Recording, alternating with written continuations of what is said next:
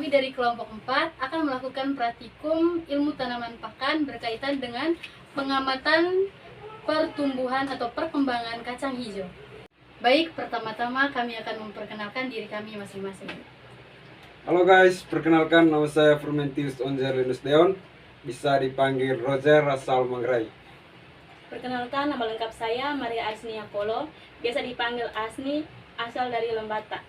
Perkenalkan, nama saya Suselina Arnita Lopez, biasa dipanggil Arni, asal Atambua. Baik, saya sendiri perkenalkan, nama saya Felicia Roland Medisidania, biasa dipanggil Felicia, berasal dari Manggarai. Baik, perkenalkan nama saya Yohanes Enoch, biasa dipanggil Johan, asal dari Atambua. Baik, perkenalkan nama saya Adrianus Asing, biasa dipanggil Aldi, berasal dari Manggarai.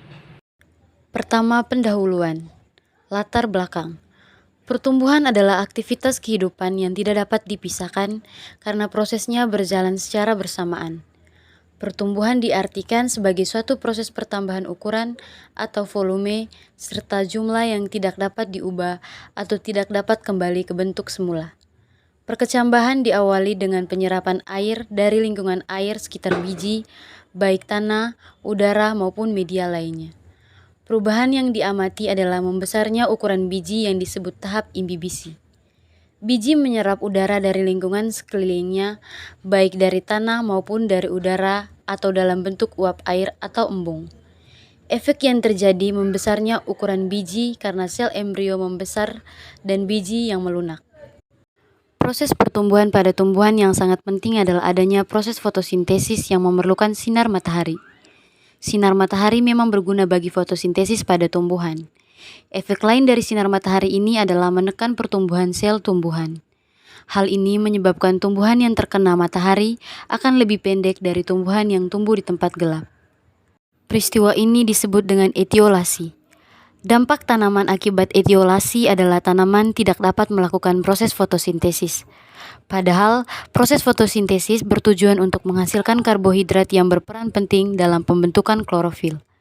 Karena karbohidrat tidak terbentuk, daun pun tanpa klorofil sehingga daun tidak berwarna hijau, melainkan kuning pucat. Kondisi gelap juga memacu produksi hormon auksin. Auksin adalah hormon tumbuh yang banyak ditemukan di sel-sel meristem seperti ujung akar dan ujung batang. Oleh karena itu, tanaman akan lebih cepat tumbuh dan panen. Produksi auksin terhambat pada tanaman yang sering terkena sinar matahari. Yang kedua, pertumbuhan pada tanaman dibagi menjadi pertumbuhan primer dan pertumbuhan sekunder. Yang pertama, pertumbuhan primer. Pertumbuhan primer adalah pertumbuhan memanjang akibat aktivitas meristem apikal atau jaringan yang ada di ujung akar dan ujung batang. Titik tumbuh batang terdapat pada tumbuhan yang memiliki kuncup atau tunas. Yang kedua, pertumbuhan sekunder. Pertumbuhan sekunder adalah pertumbuhan yang disebabkan oleh kegiatan kambium yang bersifat meristematik. Pertumbuhan sekunder menyebabkan diameter batang bertambah besar. Yang berikut, faktor-faktor yang mempengaruhi pertumbuhan pada tumbuhan. Yang pertama, faktor eksternal atau lingkungan yang meliputi udara, mineral, kelembapan, suhu, cahaya matahari, nutrisi, dan pH. Yang kedua, faktor internal yang meliputi auksin, giberelin, sitokinin, gas etilen, asam absisat, dan kalin. Yang ketiga, pengaruh cahaya pada pertumbuhan tumbuhan.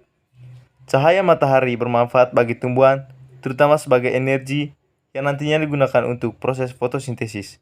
Cahaya juga berperan dalam proses pembentukan klorofil. Baik, untuk tahap pertama kami sudah mempersiapkan bahan, di antaranya ada 2 wadah, ada kapas, ada 50 biji kacang hijau, dan juga ada air.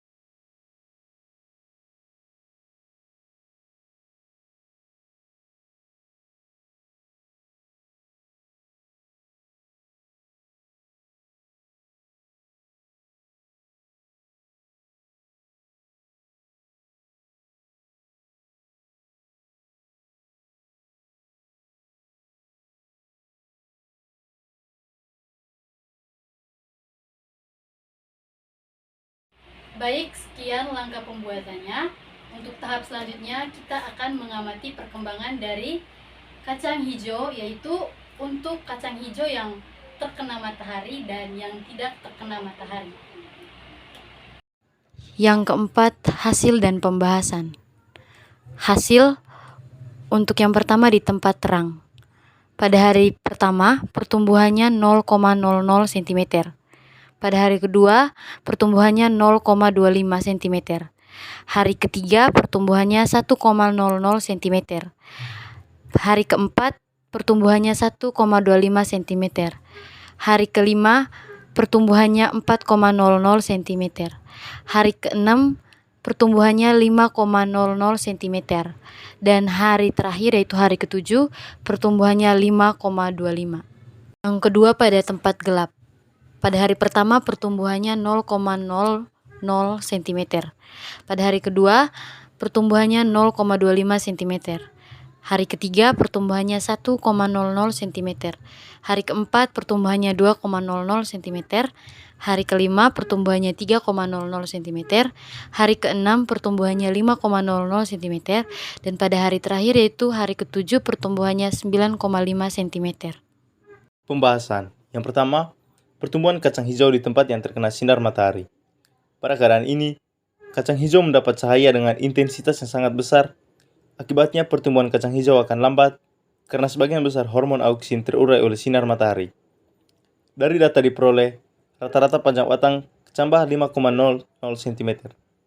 Statistik ini paling rendah dari semua data yang ada, yang berarti pertumbuhan kecambah kacang hijau di tempat terang adalah yang paling lambat. Jika objek tidak tumbuh, hal ini mungkin disebabkan oleh biji yang rusak atau mungkin juga hormon auksin yang tidak bekerja sama sekali akibat kelebihan cahaya. Apabila tanaman ditempatkan pada tempat yang terkena sinar matahari, maka kecambah akan tumbuh lebih pendek daripada yang ditempatkan pada tempat yang tidak terkena sinar matahari. Peristiwa ini terjadi karena pengaruh hormon fitohormon, terutama hormon auksin. Seperti yang telah dijelaskan di atas, hormon auksin ini akan terurai dan rusak sehingga laju pertumbuhan tinggi tanaman tidak terlalu cepat.